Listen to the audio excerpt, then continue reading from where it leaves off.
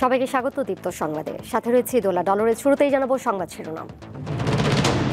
থমথমে লালমনিরহাট সীমান্ত, বন্ধ রয়েছে ভারতের কাঁটাতারের বেড়া নির্মাণ, আলোচনার উদ্যোগ। পিলখানা হত্যাকাণ্ডে বিডিআরের কারাবন্দী সদস্যদের স্বজনদের মানববন্ধন, মামলা পুনঃ তদন্ত দাবি। নানা সংকটে বান্দরবানের থানচি উপজেলা স্বাস্থ্য কমপ্লেক্স, সেবা না মেলায় ফাঁকা বেশিরভাগ শয্যা।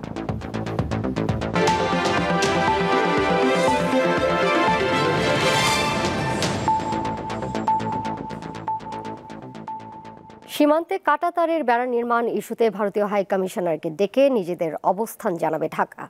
সচিবালয়ে দুপুরে সংবাদ সম্মেলনে কথা বলেন স্বরাষ্ট্র উপদেষ্টা জাহাঙ্গীর আলম চৌধুরী। তিনি আরও বলেন, আইন না থাকলেও ভারতের সঙ্গে বিগত আওয়ামী লীগ সরকারের সীমান্ত নিয়ে কিছু অসম চুক্তির কারণে বর্তমানে জটিলতা তৈরি হয়েছে। 150 গজের ভিতরে কেউ কোনো প্রতিরক্ষা সামর্থ্য মানে ডিফেন্স পোটেনশিয়ালিটি আছে, এই সব জিনিস কেউ করতে পারবে না। 2 নাম্বার ছিল হলো শূন্য লাইনের থেকে 150 গজের ভিতরে কোনো উন্নয়নমূলক কাজ করতে গেলে একে অপরের থেকে সম্মতি নিতে হবে। কোনো সম্মতি ছাড়া তারা এই কাজটা করতে পারবে না। ভারত কর্তৃপক্ষ বাংলাদেশ ও ভারতের মধ্যে বিদ্যমান 4156 কিলোমিটার সীমান্তের ভিতরে 3271 কিলোমিটার স্থানে তারা অলরেডি কাঁটাতারের বেড়া দিয়ে ফেলছে। এই বিগত সরকারের আমলে 2010 সাল থেকে 2023 সালের ভিতরে এরা কতগুলি অসম কাজ, যেটা মানে ইন্ডিয়ার করা উচিত হয় নাই, বাট আমাদের এই আগের সরকার তাদের এখানে কতগুলি একটা সুযোগ দিয়েছে। লালমনিরহাটের দহগ্রাম সীমান্ত পরিস্থিতি আপাতত শান্ত রয়েছে। এর আগে ভারতীয় সীমান্তরক্ষী বাহিনী বিএসএফ কর্তৃক কাঁটাতারের বেড়া নির্মাণ নিয়ে উত্তেজনাকর পরিস্থিতি তৈরি হয়। এ নিয়ে উভয় দেশের সীমান্তরক্ষী বাহিনী নিজ নিজ এলাকায় সতর্ক অবস্থানে রয়েছে। বিজিবির বাধার মুখে নতুন করে আর কাঁটাতারের বেড়া নির্মাণ করতে দেখা যায়নি বিএসএফকে। গেল শুক্রবার পাটগ্রাম উপজেলার দহগ্রাম সীমান্তের শূন্য রেখায় আন্তর্জাতিক আইন অমান্য করে কাঁটাতারের বেড়া দেয় বিএসএফ। পরে বিজিবির প্রবল বাধার মুখে তারা বন্ধ রাখে সেই কাজ। এরপর এক পতাকা বৈঠকে সিদ্ধান্ত হয় উভয় দেশের সীমান্তরক্ষী বাহিনীর ঊর্ধ্বতন কর্মকর্তাদের বৈঠকের মাধ্যমে সমাধান না হওয়া পর্যন্ত কোনো পক্ষই সীমান্তে কোনো স্থাপনা নির্মাণ করবে না।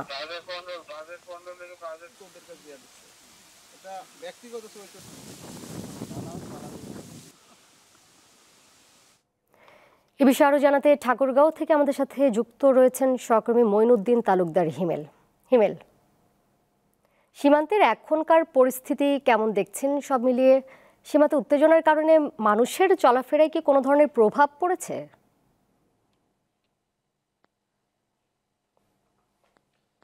দোলা, আসলে যে বাংলাদেশ নিয়ে অপপ্রচার চালানো ভারতের কলকাতার সাংবাদিক ময়ূক রঞ্জন ঘোষের ভাষায় যদি বলতে হয়, তাহলে আমি আজ যেটা বলবো যে বাংলাদেশ আর ছাড় দিচ্ছে না, বাংলাদেশ আর ছাড় দেবে না।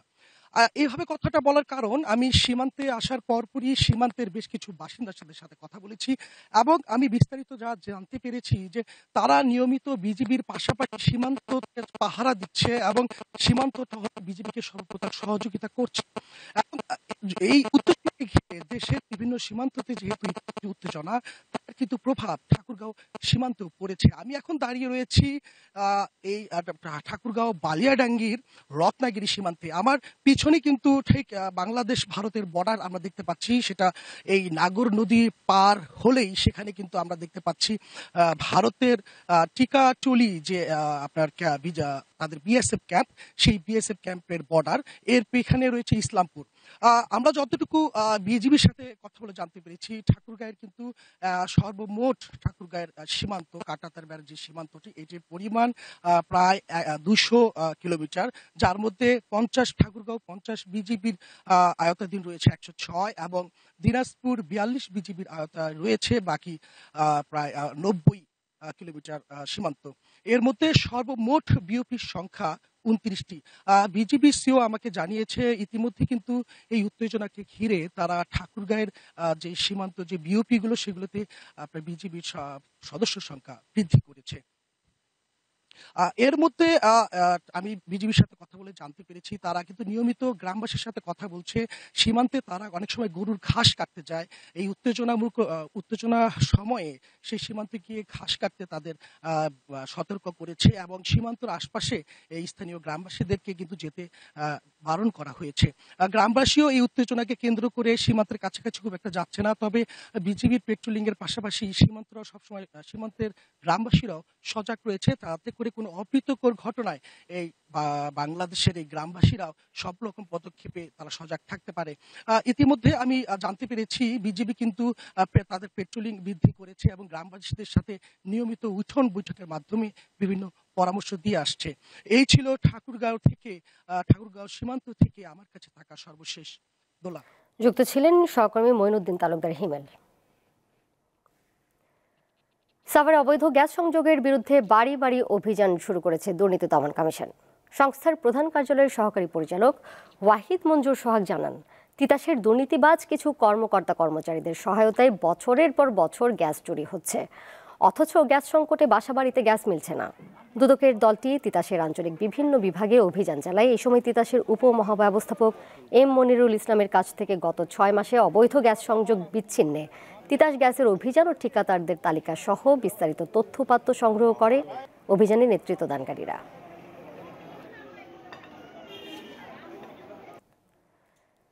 বিডিআর হত্যাকাণ্ডের ন্যায় বিচার না হলে আরেকটা অভ্যুত্থান হবে বলে হুঁশিয়ারি দিয়েছে বৈষম্য বিরোধী ছাত্র আন্দোলন। রবিবার রাজু ভাস্কর্যের সামনে বিডিআর কল্যাণ পরিষদের সমাবেশে এই হুঁশিয়ারি দেওয়া হয়। দণ্ডিত বিডিআর সদস্যদের মুক্তিসহ 3 দফা দাবিতে দেশের বিভিন্ন স্থানে মানববন্ধন কর্মসূচি পালন করেছে ভুক্তভোগীরা। বরিশাল নগরীর সদর রোডে মানববন্ধন ও বিক্ষোভ কর্মসূচি অনুষ্ঠিত হয়। এ সময় বক্তারা পিলখানার ঘটনায় বিনা দোষে চাকরিচ্যুতদের অবিলম্বে সকল সুবিধা সহ পুনর্বহাল ও গ্রেফতারকৃতদের মুক্তির দাবি জানান। বিদ্রোহের মামলায় বা অন্যান্য মামলায় যে সমস্ত সাজা দেওয়া হয়েছে, আমরা এ ব্যাপারে বিভিন্ন মেয়াদের থেকে নিষ্কৃতি পেয়েছি, অথচ পুনরায় আমাদেরকে মামলা দিয়ে এই মামলায় সম্পৃক্ত করা হয়েছে। সে আর্টিকেল 2 এর অনুচ্ছেদ ওই আর্টিকেলটা বলবতে আমাদের কোনো কিছু সুবিধা পাবো না। অন্যায়ভাবে চাকরিচ্যুত হয়েছে এবং যারা নিরপরাধ ছিল তাদেরকে পূর্ণ চাকরিতে বহাল করা হোক। লক্ষ্মীপুরে বিডিআর কল্যাণ পরিষদের ব্যানারে মানববন্ধন ও লিফলেট বিতরণ করা হয়। এ সময় বিডিআর বিদ্রোহের ঘটনার সঠিক তদন্ত করে প্রকৃত দোষীদের শাস্তির দাবি করেন বক্তারা। আমাদের দাবিগুলো সম্পূর্ণ বহালের জন্য আপনাদের আমাদের আবেদন। পটুয়াখালী প্রেস ক্লাবের সামনে 3 দফা দাবিতে মানববন্ধন করে ক্ষতিগ্রস্ত বিডিআর ও তাদের পরিবারের সদস্যরা। অবিলম্বে 3 দফা দাবি না মানা হলে আরও কঠোর কর্মসূচির হুঁশিয়ারি দেন আন্দোলনকারীরা। মাগুরায় অবস্থান কর্মসূচি পালন করে বিডিআর কল্যাণ পরিষদ মাগুরা জেলা শাখা। এ সময় কারাবন্দী নিষিদ্ধ বিডিআর সদস্যদের মুক্তি ও স্বাধীন তদন্ত কমিশনের মাধ্যমে প্রকৃত সত্য উদ্ঘাটন ও অপরাধীদের শাস্তির দাবি জানানো হয়।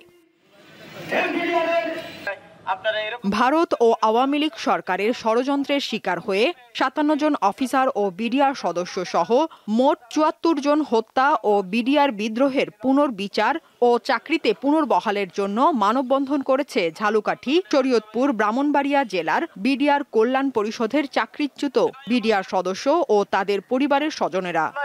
আমাদেরকে চাকরি থেকে বহিষ্কার করেছে। দীপ্ত বার্তা কক্ষ। চট্টগ্রাম নগরীর খুলশী এলাকা থেকে হাত পা বাঁধা অবস্থায় অজ্ঞাত এক ব্যক্তির মরদেহ উদ্ধার করেছে পুলিশ। সকালে নগরীর খুলশী থানাধীন রেলওয়ে পাহাড়তলী ওয়ার্কশপ গেট এলাকা থেকে মরদেহটি উদ্ধার করা হয়। পুলিশ জানায়, স্থানীয়দের কাছ থেকে খবর পেয়ে তারা মরদেহটি উদ্ধার করেন। তবে মৃতের পরিচয় এখনও জানা যায়নি। হত্যার পর দুর্বৃত্তরা মরদেহ ফেলে রেখে যায় বলে প্রাথমিকভাবে ধারণা পুলিশের।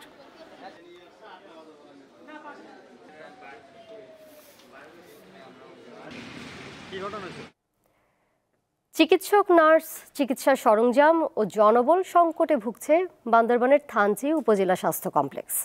মিলছে না প্রত্যাশিত সেবা, ফলে অনেকটা রোগী শূন্য থাকছে এই হাসপাতাল। কর্তৃপক্ষের দাবি, বারবার লোকবল বাড়ানোর চাহিদাপত্র পাঠালেও কোনো কাজ হয়নি।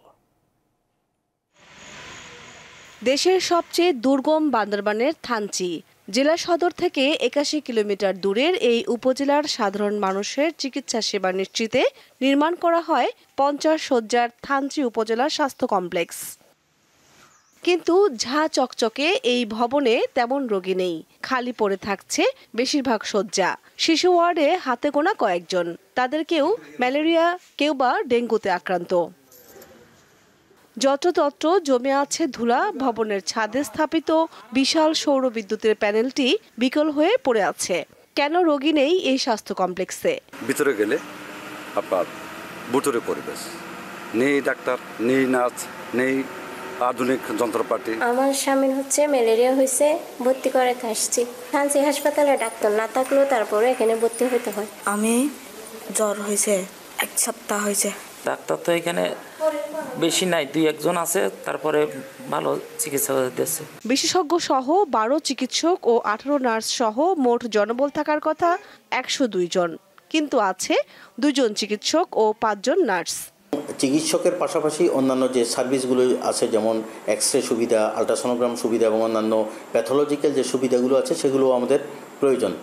এমত অবস্থা আমরা যদি চিকিৎসক না পাই তাহলে অত্র দুর্গম এলাকার আসলে জনগণের স্বাস্থ্যসেবা দেওয়াটা খুবই আমাদের জন্য কষ্টসাধ্য হবে। বিভিন্নভাবে আমাদের ঊর্ধ্বতন কর্তৃপক্ষকে জানিয়েছি, আমাদের স্বাস্থ্য মন্ত্রণালয় এবং আমাদের পরিচালক মহোদয় সহ সবাই অবগত আছেন, কিন্তু এ পর্যন্ত আসলে আমরা এই সমস্যার কোনো সুরাহা পাইনি। থানচির বাসিন্দাদের স্বাস্থ্যসেবা দিতে 1998 সালে এই হাসপাতালটি চালু করা হয়।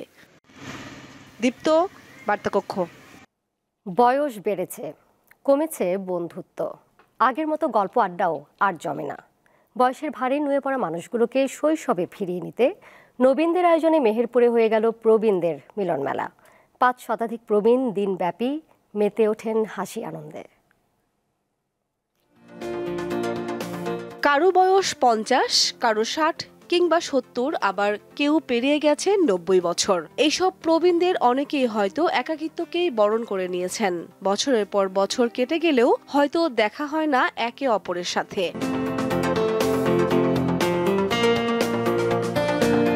তাদের একটু আনন্দ দিতে ব্যতিক্রমী এক আয়োজন করেছে মেহেরপুরের নবীনেরা। সোমবার মনোহরপুর ভৈরব নদীর পাড়ে জড়ো হয়েছিলেন 5 শতাধিক প্রবীণ। পরিচিত হন একে অপরের সাথে, মেতে ওঠেন গল্প আড্ডা আর খেলাধুলায়।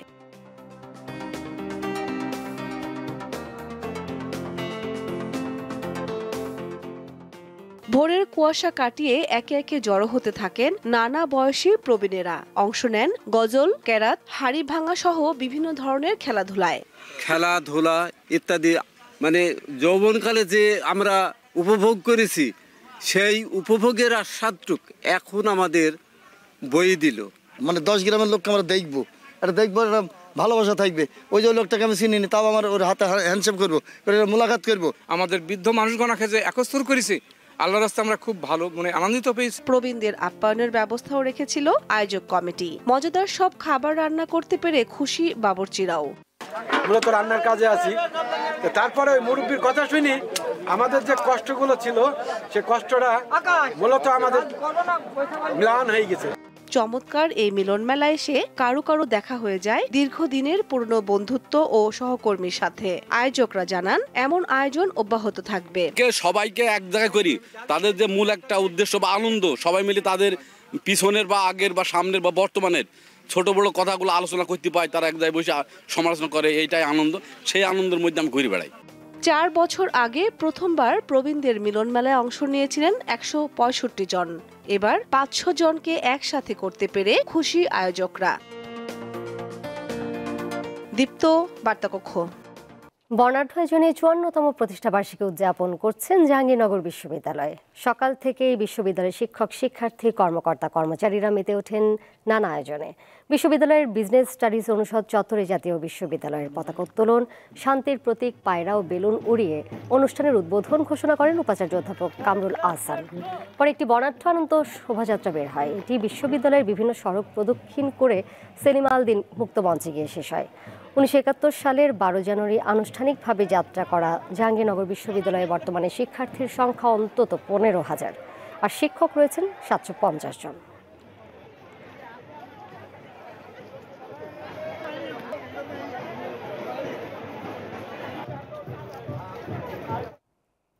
চলছে রেইনবো ফিল্ম সোসাইটি আয়োজিত 23তম ঢাকা আন্তর্জাতিক চলচ্চিত্র উৎসব। 5টি ভেন্যুতে এবার দেখানো হচ্ছে 75টি দেশের 220টি চলচ্চিত্র। নান্দনিক চলচ্চিত্র, মননশীল দর্শক, আলোকিত সমাজ প্রতিপাদ্যে শুরু হওয়া এই উৎসবে রবিবার সকালে রাজধানীর ঢাকা ক্লাবে চলচ্চিত্রের নারী শীর্ষক 11তম ঢাকা আন্তর্জাতিক সম্মেলনের আয়োজন করে রেইনবো ফিল্ম সোসাইটি। 2 দিন ব্যাপী এই সম্মেলনের প্রথম পর্বে উপস্থিত ছিলেন দেশ বিদেশের খ্যাতিমান ব্যক্তিরা। উদ্বোধনী অনুষ্ঠানের প্রধান অতিথি ডক্টর পারভিন হাসান বলেন, চলচ্চিত্র ও আর্ট ফিল্ম একটি ভালো প্ল্যাটফর্ম নারীদের জন্য।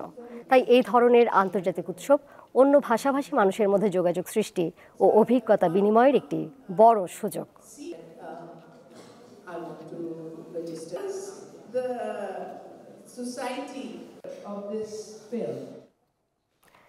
ইউরোপ আমেরিকার দামি ফুল লিলিয়াম এখন চাষ হচ্ছে দেশের মাটিতে।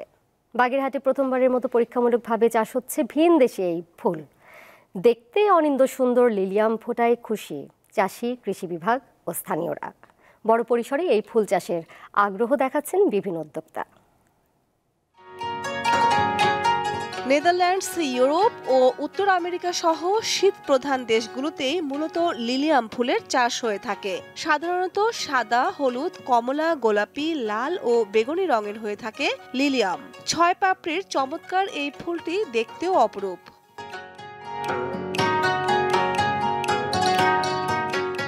শুধু সৌন্দর্য গুণে অনন্য নয়, এই ফুলের আছে বেশ কিছু ঔষধি গুণও। এই ফুল বিশ্বের বিভিন্ন দেশের পাশাপাশি এবার বাংলাদেশের বাগেরহাটেও চাষ হচ্ছে। জেলার মোল্লাহাটের গারফা গ্রামের মাটিতে লাল টুকটুকে লিলিয়াম নজর কাটছে সবার। এই গ্রামের কৃষি উদ্যোক্তা ফয়সাল আহমেদ তার পলিনেট হাউসের শখের বশে চাষ করেছেন বিদেশি এই ফুল। 1% জমিতে পরীক্ষামূলকভাবে চাষ করেন তিনি। সাধারণত 2 মাসে ফুল আসার কথা থাকলেও ফয়সালের এই জমিতে মাত্র 34 দিনেই বেশিরভাগ গাছে ফুল এসেছে। প্রতিটি ফুল 250 থেকে 300 টাকা মার্কেটে বিক্রি হচ্ছে। এটা ঢাকার মার্কেটে বিক্রি হয়।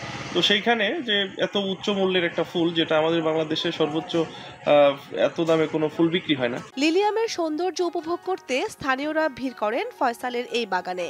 বাগেরহাটেই প্রথম দেখে ফুলটা দেখে আমার খুব ভালো লাগছে। নিজেকে আনন্দিত মনে হচ্ছে যে আসলে কতটা সুন্দর একটা ফুল। এটাকে আরো ব্যাপকভাবে পরিসর চাষ করা গেলে ফুল চাষের আরেকটা নতুন সেক্টরে আসবে। বাগেরহাটের মাটি ও আবহাওয়া লিলিয়াম ফুল চাষের উপযোগী বলে মনে করেন কৃষি বিভাগ।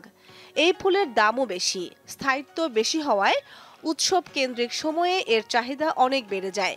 ফলে অল্প সময়ের মধ্যে লিলিয়াম ফুল চাষ করে লাভবান হতে পারেন উদ্যোক্তারা। দীপ্ত, বার্তাকক্ষ।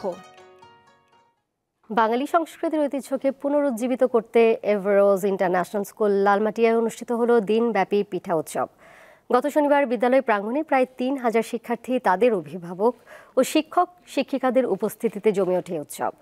অনুষ্ঠানের উদ্বোধন করে বাংলাদেশে হিফজুল কোরআন সহ ইসলামিক ইংলিশ মিডিয়াম স্কুলের জনক কাজী মোহাম্মদ ইব্রাহিম। উপস্থিত ছিলেন ইসলামী স্কলার মুক্তার আহমেদ, এভারোজ ইন্টারন্যাশনাল স্কুলের প্রতিষ্ঠাতা ব্যবস্থাপনা পরিচালক ও head of school Anisur Rahman Sohag ও স্কুলের প্রতিষ্ঠাতা পরিচালক গোলাম মোস্তফা সহ অন্যান্যরা।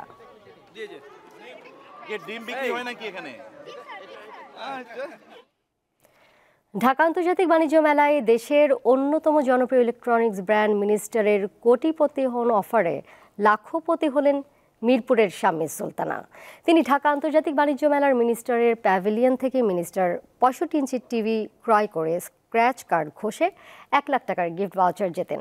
এ সময় উপস্থিত ছিলেন মিনিস্টার মাইওয়ান গ্রুপের managing director Humayun Kabir, showroom বিভাগের ডিরেক্টর মাহমুদুর রহমান খান ও বাণিজ্য মেলা 2025-এর পরিচালক বিবেক সরকার সহ গ্রুপের অন্যান্য কর্মকর্তারা।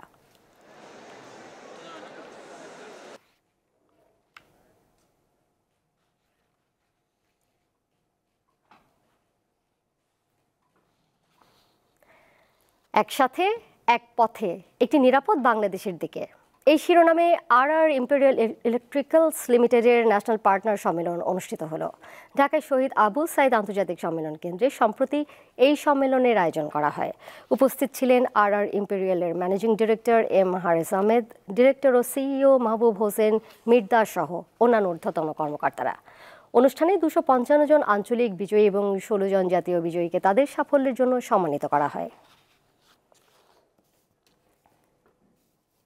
খেলার খবর, আইসিসি চ্যাম্পিয়ন্স ট্রফির জন্য দল ঘোষণা করেছে বাংলাদেশ ক্রিকেট বোর্ড বিসিবি। অনুমিতভাবেই দলে নেই সাকিব আল হাসান ও লিটন দাস। আইসিসি ইভেন্টে অভিষেক হতে যাচ্ছে নাহিদ রানা ও পারভেজ ইমনের। দলের নেতৃত্বে নাজমুল হোসেন শান্ত, 15 সদস্যের অন্যান্যরা হলেন সৌম্য সরকার, তানজিদ হাসান তামিম, তাওহিদ হৃদয়, মুশফিকুর রহিম, মাহমুদুল্লাহ রিয়াদ, জাকের আলী অনিক, মেহেদী হাসান মিরাজ, রিশাদ হোসেন, তাসকিন আহমেদ, মোস্তাফিজুর রহমান, নাসুম আহমেদ ও তানজিম হাসান সাকিব। দুপুরে মিরপুর শেরে বাংলা জাতীয় ক্রিকেট স্টেডিয়ামের প্রেস কনফারেন্স রুমে আয়োজিত সংবাদ সম্মেলনে দল ঘোষণা করেন প্রধান নির্বাচক গাজী আশরাফ হোসেন লিপু।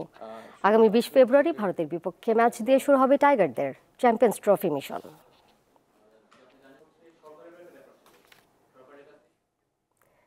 বাংলাদেশে প্রথমবারের মতো গ্রামীণফোন নিয়ে এসেছে wireless broadband connection GP-Fi unlimited.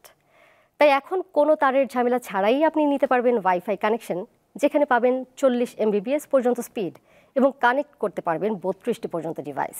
বিস্তারিত জানতে পারবেন গ্রামীণফোনের ওয়েবসাইটে। শেষ করব দীপ্ত সংবাদ। যাবার আগে সংবাদ শিরোনাম জানিয়ে দেব আরও একবার। থমথমে লালমনিরহাট সীমান্ত, বন্ধ রয়েছে ভারতের কাঁটাতারের বেড়া নির্মাণ, আলোচনার উদ্যোগ। পিলখানা হত্যাকাণ্ডে বিডিআরের কারাবন্দী সদস্যদের স্বজনদের মানববন্ধন, মামলা পুনঃ তদন্ত দাবি।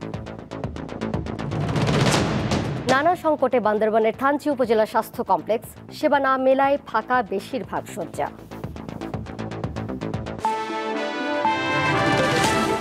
এই ছিল এখনকার মতো। পরের সংবাদ দেখবেন সন্ধ্যা 6:40 এছাড়াও আরও তথ্য এবং বিনোদনের নানা খবর জানতে যুক্ত থাকুন দীপ্ত ডিজিটাল প্ল্যাটফর্মে। সবাইকে ধন্যবাদ।